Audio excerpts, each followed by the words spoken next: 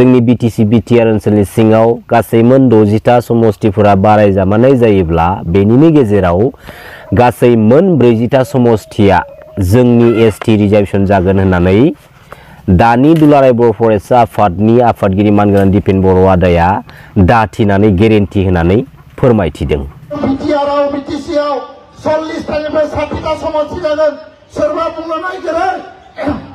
सोरबा बुंनो नागिरो जे 60टा समस्ति जाना 10% रिजार्वेशन जागोन। जों गेरेन्टि लायो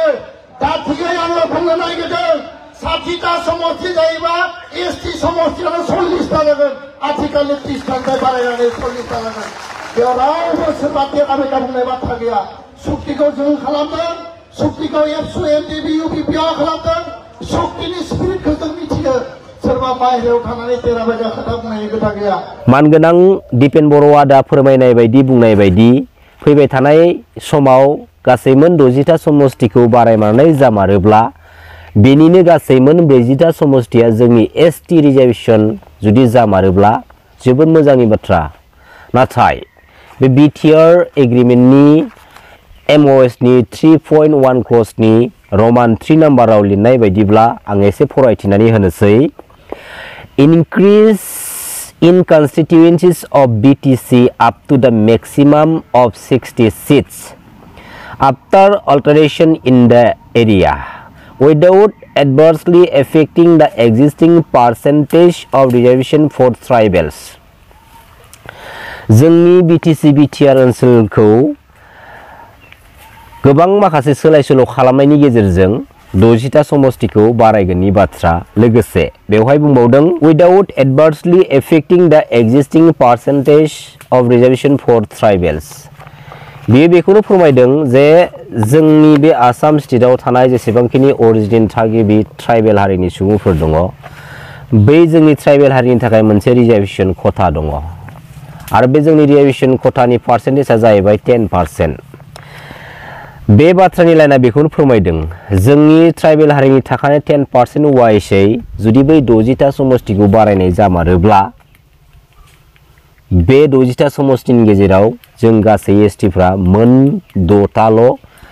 समस्तिफोरखौ जोंनि ST रिजार्वेशन खालामनो हागोन। नाथाय बेफोरबायदि दा जाथों जों बयबो हास्थायो। दा बेवहाय बुंनाय बायदि बेखौनो बुजायो। बे 60टा समस्तिखौ बारायनाय जामारोब्ला जोंनि ST रिजार्वेशन सीटआ मोनबेसे जागोन, अपेन सीटआ मोनबेसे जागोन, नन ST सीटआ मोनबेसे जागोन बेवहाय खुनु मोनसे बाहागो खालामनानै लिरनाय लाबोनायखौ जों नुनो मोनाखै। नाथाय BTC एकर्डनि बायदिब्ला जोङो रोखा नुनो मोनो, जों रोखा फरायना मोनो आरो जों रोखानो मोनदांथिना मोनो जे BTC आव गासै मोन 40टा समस्तिनि गेजेराव 30टा समस्तियानो जोंनि ST रिजार्वेशन आरो गासै मोन 5 समस्तिया अपेन आरो गासै मोन 5 समस्तिया जाबाय नन ST फोरनि।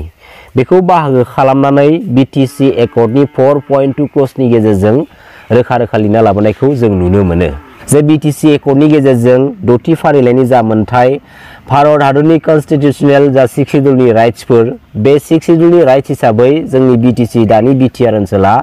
75% जोंहा मोनथायखौ मोननो हादों। बे 75% मोनथाय हिसाबै बे 60टा समस्तिखौ जुदि बारायनाय बा बारायनांगौनि बाथ्राखौ लिरना लाबोनाय जानायमोनब्ला जोङो गासै मोन 60टा समस्ति बारायनो थाङोमोनब्ला बे 75% वाइस हिसाबै जोङो टटेलि गासै मोन 45टा सीटआनो जोंनि ट्राइबेल रिजार्वेशन जागौमोन। लोगोसे 125th एमेन्डमेन्ट बिल 2019 आर्टिकल 280 खौ सोदांनायनि बाथ्राखौ लानानै सेन्ट्रेल गभर्नमेन्टआव डिमान्ड खालामनायनि हाबाफारि जोबोद मोजांनि बाथ्रा। दिनै जोंनि BTC आव थोंजोङैनो सेन्ट्रेल गभर्नमेन्टनिफ्राय जों फान्डखौ लाबोनो हायोब्ला जोंनि थाखायनो जोबोद मोजांनि बाथ्रा आरो बे बिलखौ जेरैखि जाया पास खालामनांगौ। नाथाय बेनि गेजेराव माखासे सोंथि बेरखांदों। बे 125th एमेन्डमेन्ट बिल 2019 आर्टिकल 280 खौ माबे मोनसे एकर्डखौ लानानै माबे मोनसे एकर्डखौ मर्यादा होनानै बे बिलखौ पास खालामनानै लाना फैगोन ना BTC एकर्ड ना BTR agreement. BTC accord versus BTR agreement बे माखासे कुइसनफोरखौ लालायनानै डिबेट खालामलायबाय थानाय आरो गोबाङानो गोबां रोखोमनि बाथ्रा बुंबाय थानायखौ जोङो ससियेल मिडियानि गेजेरजों नुनो मोनो आरो बेफोरबायदि माखासे कनफिउज लाइननि बाथ्राफोरखौ बुहुमनि साफ्रोमबो बर' रायजो राजा आइ आफा बिदा फंबायमोना दिनै साननो गोनां मोनसे बायथ'आव फैदों नाथाय माखासे खावसे बाहागो बर' फिसाफ्रा मोनफा मोनफा पलिटिकल पार्टीजों डाइभार्टेड जानानै दं मोनफा मोनफा पलिटिकल पार्टीखौ सालायगासिनो सामलायगासिनो दङ बै माखासे पलिटिक्सजों इनभल्व थानाय जोंनि बर' फिसाफ्रा गावबा गाव सार्थनि थाखाय दिनै पलिटिकेलि बाथ्रा बुंबाय दङ नाथाय बेराफारसेथिं थारैनो माबे मोनसे एकर्ड माबे मोनसे एग्रीमेन्टआ जों बर' हारिनि थाखाय फैबाय थानाय समाव साबजाथाव जागोन थुलुंगाजाथाव जागोन बेखौ लानानैसो जोङो थि समाव जोंनि बर'नि साफ्रोमबो इन्टेलेक्चुवेल मेलेमजिबि हारि अनफावरि सारमोना मेडाममोना मेलेमजिबि रायजो राजा आफा बिदा फंबायमोना दिनै सोंथि लानानै पइन्ट लानानै बाथ्रा बुंनानै रायजो राजानि सिगाङाव फोरमायथिनायनि सम आरो फोरमायथिनांगोन खारन BACआनो जा BTCआनो जा बा BTRआनो जा बे जालांनाय मोनथाम एकर्ड एग्रीमेन्टनि आन्दोआव बुहुमनि साफ्रोमबो बर' फिसाफोरनि अबदान दङ बिहोमा दङ आरो बै 5,000निफ्राय बांसिन जाय बर' जोहोलाव जोहोलावजोफ्रा बर' हारिनि थाखाय दिनै गावबा गावनि बेसेन गोसा जिउखौ दिनै बावसोमलांबाय बिसिनि बेसेबांबा गेदेर अबदाननि थाखाय जों दिनैयो बे BAC BTC BTR बायदिखौ जोङो लाबोनो हादों लोगोसे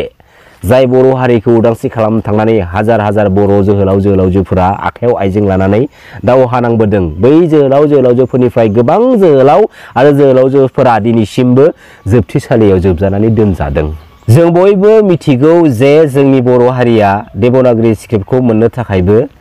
आन्दोलन खालामबोदों प्रटेस्ट खालामबोदों नाथाय थांनाय 2003 10 फेब्रुवारि BTC एकर्डनि गेजेरजों देबनागरि स्क्रिप्टजों लोगोसे जोंनि बर' बिमा रावखौ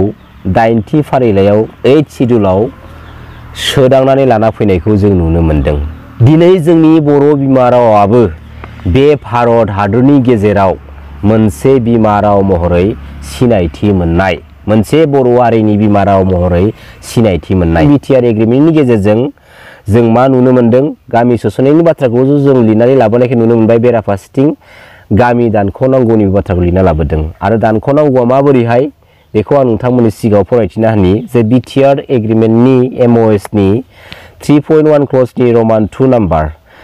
Exclusion of villages currently under BTAD which are contiguous to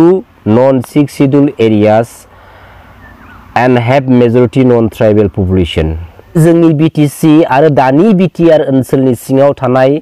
non-6th schedule एरियानि बै गामिफोरजों लोगोसे having majority गोनां non-tribal populationनि बै माखासे गामिफोरखौ दानख'ना थाङोब्ला मानसि गोजा बिसोरखौ दानख'नानै आसाम स्टेटआव थिनहरनायाव जोंहा जेबो खहा गैया नाथाय बैसोरखौ दानख'नायजों लोगोसे जोंनि BTC ओनसोलनि BTR ओनसोलनि सिङाव थानाय जाखिनि हानि बाहागो बै हानि बाहागोआ आसाम स्टेटआव थांगोन बेखौ लानानैसो जोंहा जोबोद माने साननो गोनां बाथ्रा दङ दिनै जों जाय हानि थाखाय गोलाव सम जोङो आन्दोलन खालामबोबाय दावहा नांबोबाय आरो जाय हानि थाखायनो दिनै हाजार हाजार बर' फिसाफ्रा जिउ खोमानांबाय हाजार हाजार बर' फिसाफ्रा जोबथेसालियाव थानांबाय हाजार हाजार बर' फिसाफ्रा पुलिस आर्मी CRP जों दिनै फुथारजाबाय गावथारजाबाय सिथारजाबाय हाजार हाजार बर' बिमा माहारिफ्रा दिनै जिनाहारि खालामजानानै फोथैजाबाय फुथारजाबाय आनखि दिनैसिमबो जिनाहारि खालामजाबावनाय जोङो नुनो मोनो मानि थाखाय गासैबो बिथिंनि गुबै जाहोनानो जाहैबाय बे जोंनि हा आं जाखिनि बाथ्राफोरखौ मानगोनां रायजो राजा नोंथांमोननि सेराव बे भिडिअनि गेजेरजों फोरमायलांबाय बिजिरना नायबानो जाबाय लोगोसे माबाफोर गोरोन्थि जादोंबा आंखौ निमाहा होबानो जाबाय गोजोन्थों खुलुमबाय जै बर' हारिनि जै बर' बिमानि